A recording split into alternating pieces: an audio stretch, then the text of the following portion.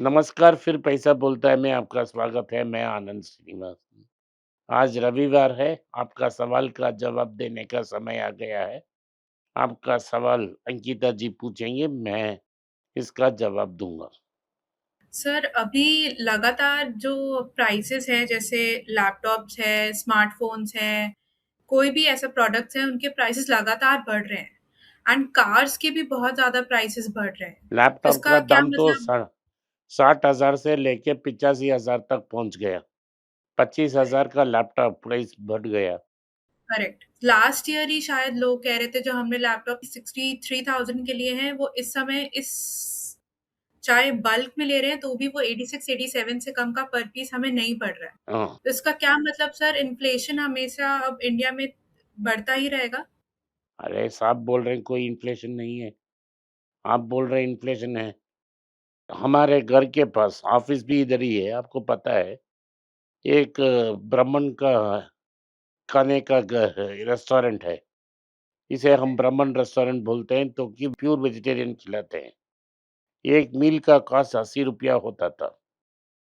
अब एलपीजी के शॉर्टेज के बाद ये 115 तक पहुँच गया और पाम ऑयल जो इंडोनेशिया और मलेशिया से खरीदते थे, उसे बायोडीज़ल बनाने के लिए डाइवर्ट कर रहे हैं। करेक्ट, तो मैं यही इसीलिए पूछना पाम चाह ऑयल रही का दाम तो ऊपर चला गया।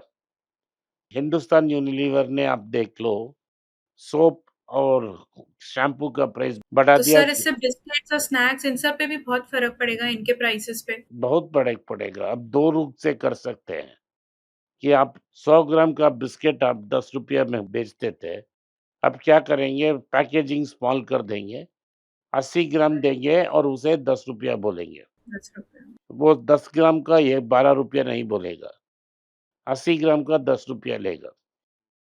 तो एफएमसीजी का मार्जिन सर?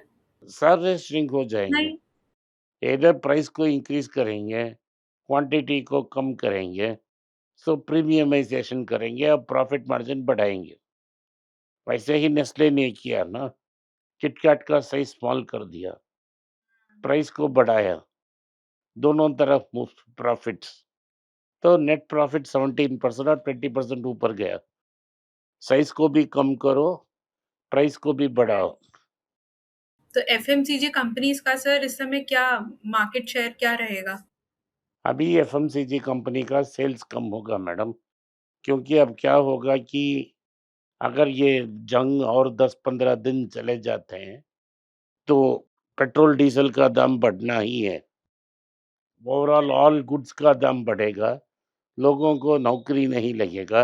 अगर ₹80 जो आप खाना खाते थे, उसे ₹150 बोलोगे, हर दिन ऑर्डर करने वाला हफ्ते को 1 बार ऑर्डर करेगा और जो हफ्ते का 1 बार बाहर खाना खाता था, वो 2 महीने में 1 बार खाना खाएगा। इसका मतलब है रेस्टोरेंट का बिज़नेस क्लोज़, स्विगी का करेक्ट। बिज़नेस क्लोज़ और गिग वर्कर का नौकरी भी गया। तो सर इसका मतलब क्या हम सेविंग्स हमें बढ़ानी चाहिए और बड़े परचेज़ेज़ और ये सब कम करने चाहिए? बढ़े-चढ़े प्राइसेस में परचेज़ेज़ कम करना है, पैसा सेव कर कर रखना है। हमें पता नहीं ये कब तक ये जंग खत्म नहीं होगा।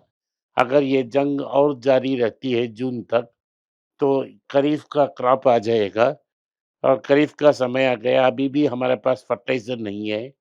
इस बार एल निनो इफ़ेक्ट भी चल रही है कि नॉर्दर्न इंडियन प्लेन्स में क्या बारिश आएगी या उधर ड्राउट होगा, उसके बारे में भी बात करना है।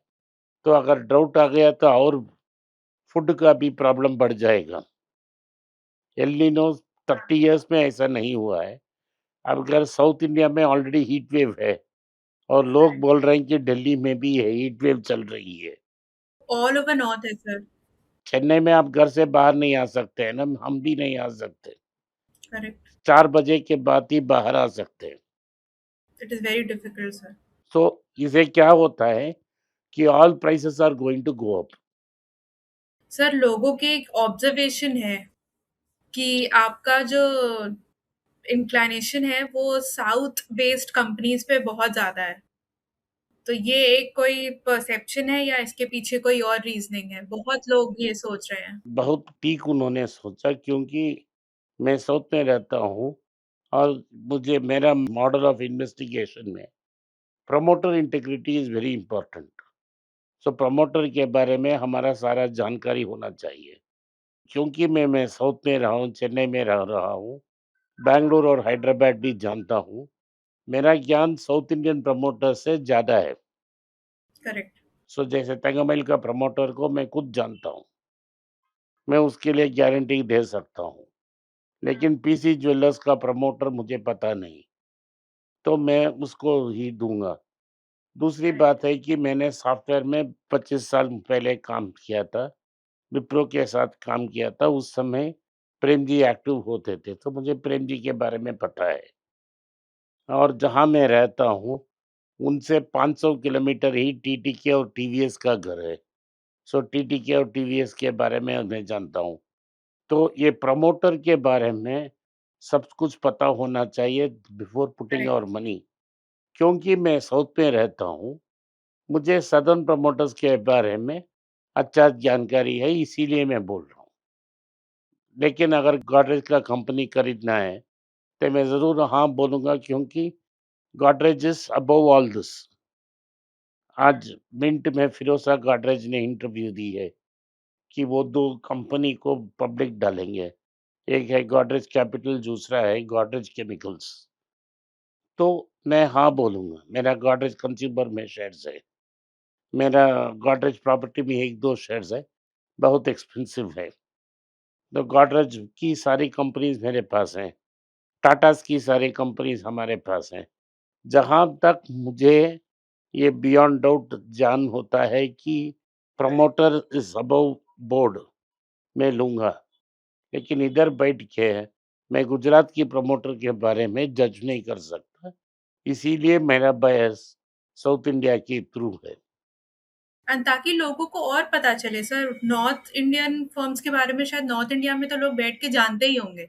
इसलिए लोग साउथ इंडिया के बारे में भी और जान तो पाएँगे। आपको भी साउथ इंडियन कंपनीज़ के बारे में जानकारी हो जाएगी। करेक्ट। सर, अगले हफ्ते के लिए आप लोगों को क्या एक कुछ वो बताना चाहेंगे? मेरा ओपिनियन है, मैं ये करने वाला हूँ कि भारत में आईटी इंडस्ट्री का फ्यूचर बहुत ब्राइट है। लेकिन इन्फोसिस, टीसीएस, एचसीएल और विप्रो, ये 4 कंपनियाँ मल्टी डिकेड लो के पास पहुँच गए हैं, मल्टी 10 ईयर लो के पास है। तो जैसा मैंने कुछ दिन पहले फार्मा स्टॉक्स में ध्यान दिया था, तो आप लोग इन्फोसिस, टीसीएस, विप्रो ध्यान दे सकते हैं और उसे एक्यूमुलेट कर सकते हैं, क्योंकि लॉन्ग टर्म में प्रॉफिटेबल होगा। जो भी क्लाउड्स हैं एआई के बारे में, आज ये लेबर सब्स्टिट्यूशन है। लेबर को बंद करेंगे, नए लेबर नहीं लेंगे। लेकिन 6-7 महीने में क्या होगा कि एआई इंजीनियर्स चाहिए, और वो भारत में ही सबसे ज़्यादा एआई इंजीनियर हैं, तो फिर से नौकरी आ जाएगी। उस समय ये कंपनीज़ अच्छी करेंगी। तो आपको इसे कंसिडर करने से कोई नुकसान नहीं होने वाला है। अच्छा सर, एक लास्ट क्वेश्चन जो मेरे दिमाग में था कि अभी जो आ रहा है कि एफआईआईज़ बहुत सारा अपना इन्वेस्टमेंट इंडिया से निकाल रहे हैं। तो इसका मतलब क्या एसआईपी जो रिटेल इन्वेस्टमेंट है, वो एसआईपी और इन सब की तरफ ज़्यादा अट्रैक्टेड हो जाएँगे? क्या होगा कि रिटेल इन्वेस्टर भी कल से, पिछले हफ्ते से अपना पैसा वापस ले रहा है। तो एसआईपी जब प्रॉब्लम है, म्यूचुअल फंड्स का जो रिटर्न्स हैं, अभी भी अच्छा है। लेकिन 1 साल अगर मार्केट ऐसे ही गया, 3 ईयर रिटर्न भी नेगेटिव हो जाएगा।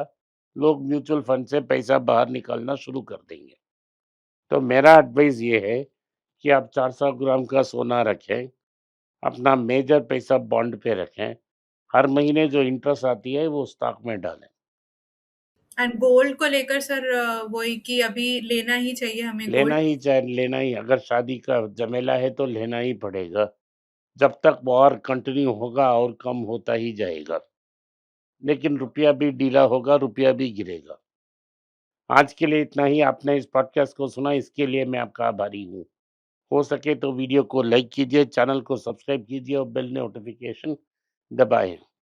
इस वीडियो को अपने दोस्त और रिश्तेदार के पास भेजें और उन्हें देखने की आग्रह करें। नमस्कार, धन्यवाद, जय हिंद। अगर आप मुझसे संपर्क करना चाहते हैं, नीचे दिए गए ईमेल में मेल भेजें, मेरी टीम आपके साथ संपर्क करेगी और मदद भी करेगी।